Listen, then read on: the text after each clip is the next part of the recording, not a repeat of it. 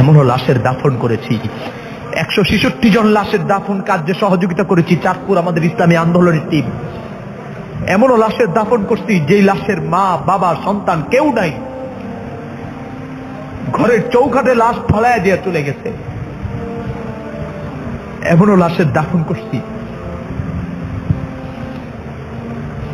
যে লাশের সন্তান ফোন করে বলছে বাবার লাশ অমুক ঘরে পড়ে আছে, এসে ব্যবস্থা করে দিয়ে যান। কোথায় ছিলি তখন? ছাত্রলীগ, যুবলীগ,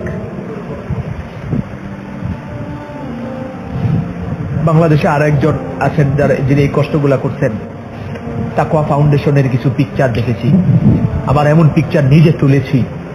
পুকুর পাড়ে লাশ পড়ে আছে, বাগানে লাশ পড়ে আছে, এই লাশের বাবা আছে, লাশের মা আছে, লাশের ভাই আছে। এই লাশ যেই রাজনীতি করত সেই রাজনীতির লিডার আছে, সেই রাজনীতির বড় বড় নেতারা আছে। আজকে সেই লাশের পাশে কেউ নাই। কে দাফন করেছে? কে কবর দিয়েছে? কে গোসল দিয়েছে?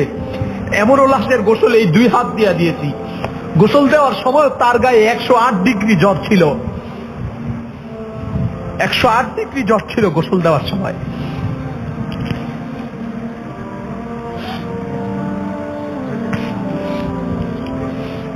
কলিজা ফেটে যায় দুঃখে।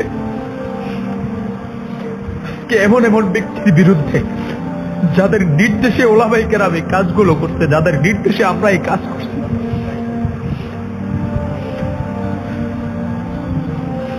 তোমাদের নেতারা আজকে যারা ভাস্কর্যের পক্ষে কথা বলতে গিয়া আল্লামা ফয়জুল করিম আর মামুনুল হক আর বাবুনগরীকে গালি দাও, গ্লাস করা চতুর্মুখী গ্লাস করা রুমের মধ্যে এসি রুমে বসে কোন কথা বলার প্রয়োজন হইলে কম্পিউটারের মাধ্যমে, মোবাইলের মাধ্যমে ভিডিওতে কথা বলছে, সামনে আসে নাই।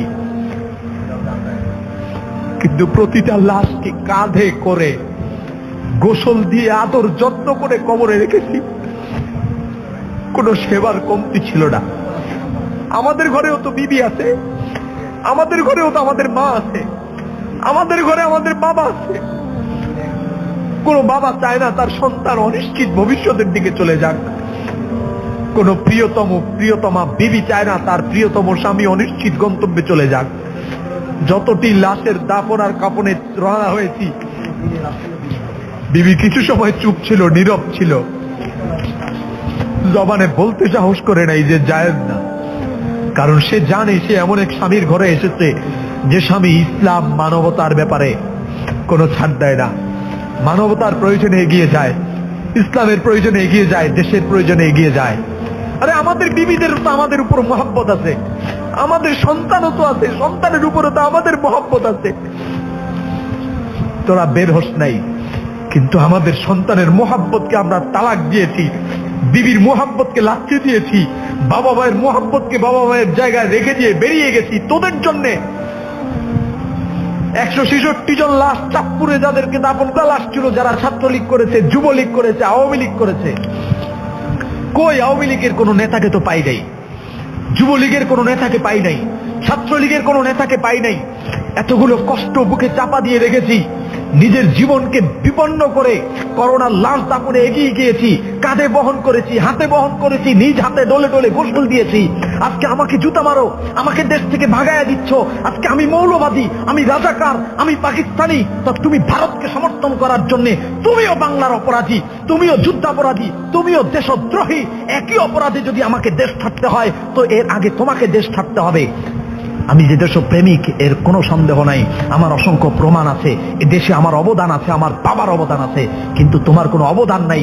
তুমি শুধুমাত্র আওয়ামী লীগ এই নামটাকে পুঁজি করে তুমি তোমার পেট বাঁচাচ্ছ, তুমি তোমার সন্তানের আহাল পরিবারের পেট বাঁচাচ্ছ।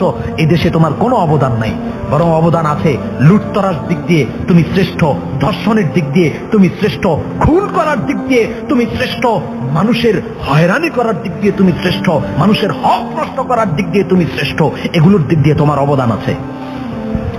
কুল জাল হক ওয়া যাহাকাল বাতিল ইন্নাল বাতিলা কানা যাহুকা।